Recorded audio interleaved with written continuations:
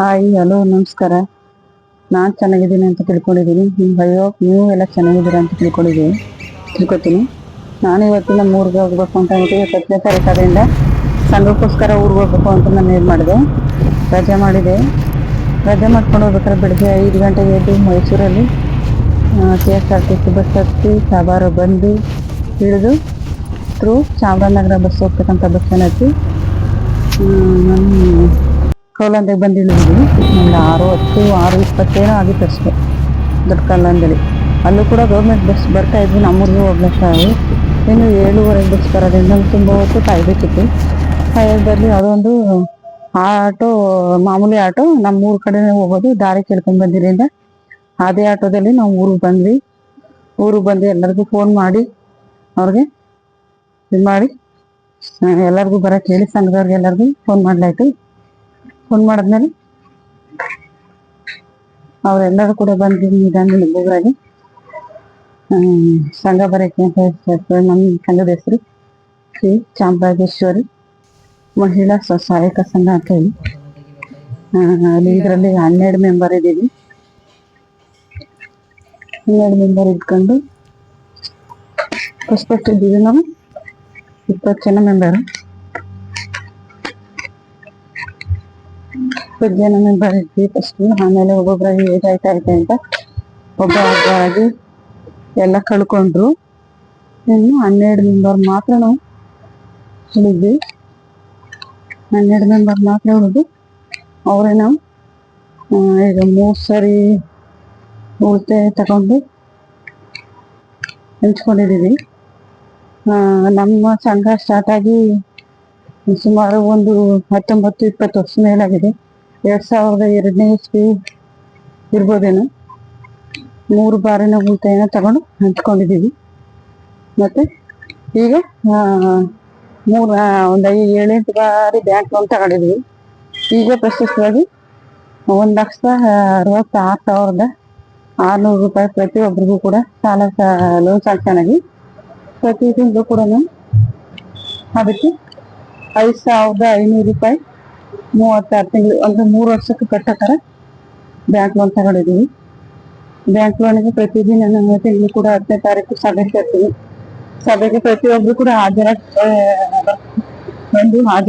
ಕಟ್ಟಿಸ್ಕೊಳ್ತೇನೆ.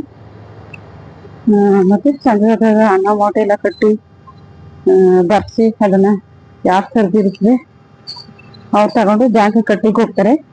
ಈ ಸರಿ ಸರ್ದಿದ್ದು ಪಾರ್ವತಮ್ಮ ಅವ್ರದ್ದು ಬರ್ಗು ಚಲನ ಹಾಕಿಟ್ಟಿರು, ನಾಳೆ ಡೇಟ್ ಹಾಕ್ಸಿ ನಾಳೆ ಕಟ್ತೀನಿ ಅಂತ ಹೇಳಿದ್ರು. 11ನೇ ತಾರೀಕು ಕಟ್ತೀನಿ ಅಂತ ಹೇಳಿದ್ರೆ ನಮ್ಮ ಮಂಗಳವಾರದೇನು ಎಲ್ಲಾನು ಬರೆದು ಲೆಕ್ಕ ಹಾಕಿ ಅದನ್ನು ಟೋಟಲ್ ಮಾಡಿ ಚಲನ ಹಾಕಿ ನಾವು ನಮ್ಮೂರಲ್ಲಿ ಬ್ಯಾಂಕ್ ಏನಿಲ್ಲ, ಪಕ್ಕೂರಲ್ಲಿ ಕುಲ್ಗಣ ಅಂತಿದೆ.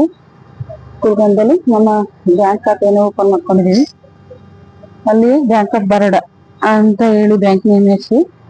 ಅಲ್ಲಿ ನಾವು ಮಾಡಿದ್ವಿ. ಅಲ್ಲಿ ಎಲ್ಲ ಸಂಘಗಳು ಹಿರಿಬೇಗೂರು, ಚಿಕ್ಕಬೇಗೂರು, ಕುಲ್ಗಾನ, ತೆಂಗಾಟಿ ಮತ್ತೆ ಈ ಅಷ್ಟೆಲ್ಲ ಊರು ಬ್ಯಾಂಕಿಂಗ್ ಎಲ್ಲ ಅಲ್ಲೇ ನಡೆಯೋದು. ನಮ್ಮ ಅಕ್ಕಪಕ್ಕದಲ್ಲಿ ಅಂದರೆ ಅರವೇಲಿದೆ, ಮುಕ್ತಳ್ಳಿಲಿದೆ ಬ್ಯಾಂಕ್ ಅಷ್ಟೇ. ಅವ್ರು ನಾವು ಪ್ರಸ್ತುತ ನಾವು ಸಂಘ ಸ್ಟಾರ್ಟ್ ಆದಾಗ್ಲೇನೆ ಬ್ಯಾಂಕ್ ಖಾತೆನ ನಾವು ಕುಲ್ಗಾನದಲ್ಲೇ ಹೊಂದಿದ್ವಿ. ಅದರಿಂದ ಕುಲ್ಗಾನದಲ್ಲೇ ರನ್ನಿಂಗ್ ಮಾಡ್ಕೊಂಡು ಹೋಗ್ತೀವಿ. ಸಾಲ ಸೌಲಭ್ಯ ಚೆನ್ನಾಗಿ ಕೊಡ್ತಾರೆ. ಅಂದರೆ ನಾವು ಕೂಡ ಅದೇ ರೀತಿ ಸಂಘದ ಕಂತುಗಳನ್ನ ಸರಿ ತಗೊಂಡಿದ್ವಿ. 1 ಲಕ್ಷ ಬಂದಿತ್ತು. 36 ಕಂತುಗಳಿಗಿಂತ ಮುಂಚಿದವು ಬೇಗ ಕಟ್ಟಿ ತೀರಿಸಿ ಮತ್ತು ಸಾಲ ನಮ್ಗೆ 1.5 ಲಕ್ಷ ಕೊಟ್ಟರು. ಅದರಿಂದ ನಮ್ದು ಚೆನ್ನಾಗಿ ಕಟ್ಟಿರೋದ್ರಿಂದ A+ ಸಂಘದಲ್ಲಿ ಇರೋದ್ರಿಂದ ಇದು ನಮ್ಮ ಒಟ್ಟು ಯಾವುದೇ ರೀತಿ ತಡ ಮಾಡ್ದೇನೆ ಸ್ಯಾಂಕ್ಷನ್ ಮಾಡಿಕೊಡ್ತಾರೆ. ಮತ್ತೆ ಇದರಿಂದ ಲೋನ್ ಪಡೆದು ಎಷ್ಟೋ ಜನ ಹಸು ಖರೀದಿ ಮತ್ತು ಮಗಳ ಮದುವೆ ಮತ್ತೆ ಚಿನ್ನ ಖರೀದಿ ಮಾಡಿಕೊಂಡು ಮನೆಗಳ ರಿಪೇರಿ ಮಾಡಿಕೊಂಡು ಸುಮಾರು ವಿವಿಧ ಉದ್ದೇಶಕ್ಕೆ ಅದನ್ನ ಸದುಪಯೋಗ ಪಡಿಸ್ಕೊಂಡಿದ್ದಾರೆ. ತುಂಬಾ ಒಳಿತಾಗಿದೆ. ಈ ಬ್ಯಾಂಕಲ್ಲಿ ಬರೀತಕ್ಕಂಥ ಸಾಲದು ಬರೀ ತುಂಬಾ 7% 6% ಬಡ್ಡಿ ಇರ್ಬೋದು. ನೀವೇ ಲೆಕ್ಕ ಹಾಕೊಳ್ಳಿ. 1 ಲಕ್ಷಕ್ಕೆ 36 ತಿಂಗಳಿಗೆ 1,18,000 ರೂಪಾಯಿ ಟೋಟಲ್ ನಾವು ಕಟ್ಟಿದ್ದು 36 ತಿಂಗಳಿಗೆ. ಅದರಿಂದ ಏನಾಗುತ್ತೆ, 1 ಲಕ್ಷಕ್ಕೆ 18,000 ರೂಪಾಯಿ ಬೀಳುತ್ತೆ. 15,000 ರೂಪಾಯಿ ಬೀಳುತ್ತೆ ಬಡ್ಡಿ.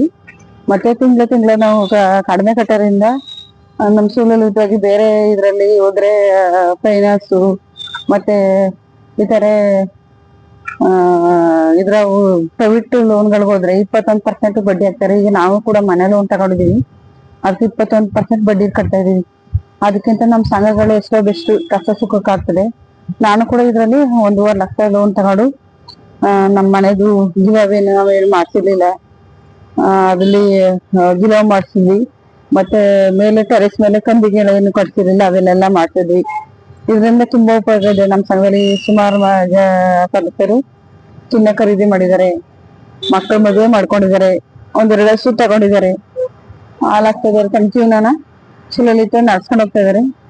ಅದಕ್ಕೋಸ್ಕರ ನಾವು ಸಂಘ ಬೇಕು. ಇಂಥ ಕಷ್ಟ ಸುಖಕ್ಕೆ ತುಂಬಾ ಅರ್ಜೆಂಟು, ನಮ್ಗೆ ತುಂಬಾ ಅರ್ಜೆಂಟು, ತುಂಬಾ ಹಣ ಬೇಕು, ಸ್ವಲ್ಪ ಮಟ್ಟಿಗೆ ಹಣ ಬೇಕು, ಯಾರು ಕೊಡೋಕಿಲ್ಲ ಅನ್ನೋದ ನಾವು ಸಂಘದಲ್ಲಿ ಆಂತರಿಕ ಸಾಲ ಅಂತ ಹೇಳಿ 10,000, 20,000, 30,000, 50,000 ಯಾವ ರೀತಿ ತಗೊಂಡು ಮರುಪಾವತಿನ ಮಾಡಿರ್ತಾರೋ ಆ ರೀತಿಯಾಗಿ 50,000 ತನಕನು ಆಂತರಿಕ ಸಾಲವನ್ನ ಕೊಡ್ತೀವಿ. ನಮ್ಮಲ್ಲಿ ಈಗ ಒಟ್ಟಿನಲ್ಲಿ ಉಳಿತಾಯನೆಲ್ಲ ವಾಪಸ್ ತಗೊಂಡು ಹಂಚ್ಕೊಂಡು ಒಬ್ಬೊಬ್ರಿಗೆ ಒಂದು 23,000 ರೂಪಾಯಿನೇನೋ ಒಬ್ಬೊಬ್ರು ಬಂತು. ನಮ್ಮ ಸಂಘದಲ್ಲಿ ಸುಮಾರು ಏಜ್ ಆಗಿರ್ತಕ್ಕಂಥವ್ರು ತಾಯಮ್ಮ, ರೇವಮ್ಮ, 6 ಮೆಂಬರ್ 5 ಮೆಂಬರ್ ಕಳ್ಕೊಂಡ್ರು. ಅವ್ರು ಸಣ್ಣಾಗ ಉಳಿತಾಯ ಬಂದಿನ ನಮಗೂ ಕೂಡ ಆಡಿಟಿಂಗ್ ಮಾಡಿಸಿ 3 ವರ್ಷಕ್ಕೆ ಲೋನ್ ತೀರಿದ್ಮೇಲೆ ನಾವು ಅಲ್ಲಿ ಸ್ಥಳೀಯವಾಗಿರ್ತಕ್ಕಂಥವ್ರ ಹತ್ರ ಆಡಿಟ್ ಮಾಡಿಸಿದ್ವಿ. 23,000 ರೂಪಾಯಿ ಉಳಿತಾಯ ಒಬ್ಬೊಬ್ರು ಬಂತು. ಅದನ್ನ ತಗೊಂಡು ಹಂಚ್ಕೊಂಡು ಹೋಗ ನಮ್ಮ ಸದಸ್ಯರು ಜಾಸ್ತಿ ಇದೆ ಉಳಿತಾಯ. ತಿಂಗಳಿಗೆ 200 ರೂಪಾಯಿ ನಾವು ಉಳಿತಾಯನ ಮಾಡ್ಕೊಳ್ಳೋವು. ಎಲ್ಲ ಅಮೌಂಟನ್ನು ತೆಗೆದವ್ರವ್ರಿಗೆ ಕೊಟ್ಬಿಡು ಅಂತ ಹೇಳಿ ಎಲ್ಲರೂ ಕೂಡ 23,000 ರೂಪಾಯಿ 23,000 ರೂಪಾಯಿನ ಹಂಚ್ಕೊಂಡ್ವಿ. ಈಗ ಮತ್ತೆ ಹೊಸದಾಗಿ ತಿಂಗಳಿಗೆ 200 ರೂಪಾಯಿನ ನಾವು ಪೇ ಮಾಡ್ತಾ ಇದ್ವಿ. 2,600 800 ರೂಪಾಯಿ ಉಳಿತಾಯ ಆಗಿದೆ ಈಗ ತಲಾ. ಒಟ್ಟಿಗೆ 12 ಜನಕ್ಕೆ 2,400 ರೂಪಾಯಿನ ಉಳಿತಾಯ ಮಾಡ್ತೀವಿ ಪ್ರತಿ ತಿಂಗಳು. ಉಳಿತಾಯ ಮಾಡಿ ಆಂತರಿಕ ಸಾಲ ಒಂದು 34,000 ರೂಪಾಯಿ ಮಾತ್ರ ಕೊಟ್ಟಿದ್ದೀವಿ ಅಷ್ಟೇ. ಒಂದು 50,000 ರೂಪಾಯಿ ಗಂಟ ರನ್ನಿಂಗ್ ಅಲ್ಲಿ ಇದೆ. ಅದರಿಂದ ಸಂಘದಲ್ಲಿ ತುಂಬಾ ಚೆನ್ನಾಗಿ ನಡ್ಕೊಂಡು ಹೋಗ್ತಾ ಇದೆ ಸಂಘ. ತಿಂಗಳಿಗೆ ಉಳಿತಾಯ ಮಾಡೋದ್ರಾಗ್ಲಿ ಮೊದ್ಲು ವಾರ ಕಟ್ಟುವಂತ ನಿಯಮ ಇತ್ತು ನಾವು ಫಸ್ಟ್ ಸೇರ್ಕೊಂಡಾಗ. ಅದೇ ಮತ್ತೆ ನಾವು ಇದು ಮಾಡಿದ್ಮೇಲೆ ಏನು ನಾವು ಉಳಿತಾಯನ ಹಂಚ್ಕೊಂಡ್ಮೇಲೆ ತಿಂಗಳಿಗೊಂದ್ಸರಿ ಅದನ್ನ ಕಟ್ಟುವಂತ ಇದು ಮಾಡ್ಕೊಂಡ್ವಿ. ರಿಸ್ಕ್ ಆಗ್ತೈತು ವಾರ ಬಂದು ಮಾಡ್ಲಿಕ್ಕೆ. ಮತ್ತೆ ನಾನು ಕೂಡ ನನ್ನ ಮಕ್ಕಳ ಎಜುಕೇಶನ್ಗೆ ಅಂತ ಹೇಳಿ ನಾವು ಮೈಸೂರು ಬಂದ್ಬಿಟ್ವಿ. ಆಗ ನಾನು ಮತ್ತೆ ವಾರ ನಾನು ಕೂಡ ಕೆಲಸ ಸೇರಿದ್ರಿಂದ ವಾರ ಹೋಗಿ ಅದನ್ನ ಬರ್ಕೊಡ್ಲಿಕ್ಕೆ ಆಗ್ತಾನೆ ಇರ್ಲಿಲ್ಲ. ಅದಕ್ಕೋಸ್ಕರ ನಾವೇನ್ ಮಾಡಿದ್ವಿ, ತಿಂಗಳಿಗೊಂದ್ಸರಿ ಸದಸ್ಯರೆಲ್ಲ ನೀನೇ ಬರೀಬೇಕು, ನಮ್ ಸಂಘನ ಬೇರೆ ಕೈ ಕೊಟ್ರೆ ನಮ್ದೆಲ್ಲ ದುಡ್ಡು ಉಳಿತಾಯನ ಹಂಚ್ಬಿಡು, ಅವ್ರು ಬೇರೆಯವರು ಕರೆಕ್ಟಾಗಿ ಬರೆಯೋದಿಲ್ಲ, ನಮ್ಗೆ ಲೆಕ್ಕ ಗೊತ್ತಾಗ್ತಿಲ್ಲ ಅಂತ ಹೇಳಿ ಆಟ ಮಾಡಕ್ ಸ್ಟಾರ್ಟ್ ಮಾಡಿದ್ರು. ಅವಾಗ ತಿಂಗಳಿಗೊಂದ್ಸರಿ ಕಟ್ಕೊಳ್ವಾ ಅಂತ ಹೇಳಿ ವಾರ 50 ರೂಪಾಯಿ ಉಳಿತಾಯ ಮಾಡೋದಾಗತ್ತೆ ಅಂತ ಹೇಳಿ ತಿಂಗಳಿಗೆ 200 ರೂಪಾಯಿನ ನಾವು ಕಟ್ಲಿಕ್ಕೆ ಸ್ಟಾರ್ಟ್ ಮಾಡಿದ್ವಿ. ಆಮೇಲೆ ತಿಂಗಳ ಒಂದ್ಸರಿ ತಿಂಗಳಲ್ಲಿ 10ನೇ ತಾರೀಕು ತಿಂಗಳದ ಸಭೆ ಮಾಡಿ ಅಲ್ಲಿ ಉಳಿತಾಯ ಮತ್ತು ಸಾಲ ಮರುಪಾವತಿ ಮತ್ತೆ ಬ್ಯಾಂಕ್ ಲೋನ್ 3 ಕೂಡ ಮಾಡ್ತೀವಿ. ಪ್ರತಿ ತಿಂಗಳೂ ಒಬ್ರೇನೆ ಕಟ್ಟೋದಿಲ್ಲ, ಪ್ರತಿ ತಿಂಗಳು ಒಬ್ಬೊಬ್ರಿಗೆ ಸರದಿ ಪ್ರಕಾರ ಬೀಳುತ್ತೆ, ಅವರೇ ತಗೊಂಡೋಗಿ ದುಡ್ಡು ಕಟ್ತಾರೆ.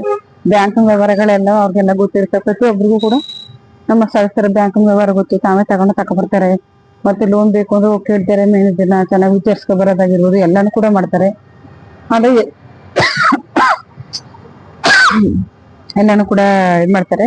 ಅದರಿಂದ ತುಂಬಾ ಉತ್ತಮವಾಗಿ A+ ಅನ್ನೋ ತರ ಗ್ರೇಡಿಂಗ್ ಅಲ್ಲಿ ನಮ್ ಸಂಘ ಅತ್ಯುತ್ತಮವಾಗಿ ನಡ್ಕೊಂಡು ಹೋಗ್ತಾ ಇದೆ. ಜೊತೆಲಿ ಎಲ್ಲಾ ಸದಸ್ಯರು ಕೂಡ ಎಲ್ಲೋ ಅಪರೂಪ ರೇರು ಆಪರೇಷನ್ ಆದ್ರೆ ಮತ್ತೆ ಎಲ್ಲರ ಹಳ್ಳಿಗೆ ದೂರ ಹೋಗಿದ್ರೆ ಅನಿರೀಕ್ಷಿತ 1-2 ತಪ್ಪಿಸ್ಕೊತಾರ ಅಷ್ಟೇ. ತುಂಬಾ ಚೆನ್ನಾಗಿ 12 ಮೆಂಬರ್ ಕೂಡ ಬರ್ತಾರೆ. 12 ಮೆಂಬರ್ ನಾನು ಕೂಡ ಹೋಗ್ತೀನಿ ತಪ್ಪಿಸ್ತಾನೆ ಪ್ರತಿ ತಿಂಗಳೂ ಕೂಡ. ಅವಾಗ ಯಾವಾಗ್ಲೂ ನನಗೂ ಕೂಡ ಕೆಲಸ ಬಿದ್ದಾಗೆ ಬೇರೆ ಯಾರ ಕಲರ್ ಕೊಟ್ಟು ಬರ್ಕೊಂಡು ಮತ್ತೆ ಇನ್ನೊಂದ್ ದಿನ ಹೋಗಿ ನಾನು ಬುಕ್ ಎಲ್ಲ ಬರಿತೀನಿ. ನಾನು ಈ ಸಂಘ ನಿರ್ವಹಣೆ ಬಗ್ಗೆ ಒಂದ 10-20 ವರ್ಷದಿಂದ ಏನು ಅನುಭವ ಇದೆ.